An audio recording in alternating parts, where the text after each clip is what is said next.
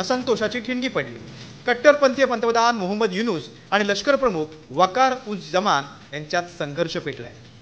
त्यामुळे बांगलादेशात पुन्हा एकदा सत्ता पालटाचे वारे वाहू लागले। तर लष्कर प्रमुखांनी थेट सैन्याची तातडीची बैठक बोलावली। त्याची नेमकी कारणं काय आहेत ते पाहू। शेख हसीनांच्या राजीनाम्यानंतर बांगलादेशात निवडणूक नाही। लष्कर प्रमुखांकडून तातडीनं निवडणूक घेण्याची मागणी। युनूस यांच्या कमकुवत सरकारमुळे बांगलादेशात परदेशी शक्तींचा हस्तक्षेप। मोहम्मद युनूस विदेशी शक्तींच्या हातचे बाहुले बनल्याचा सेनेचा आरोप।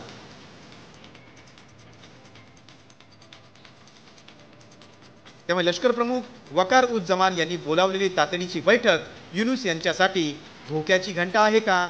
आणि लष्कर प्रमुखांच्या संतापामुळे बांगलादेशात पुन्हा सत्तापालट होणार का?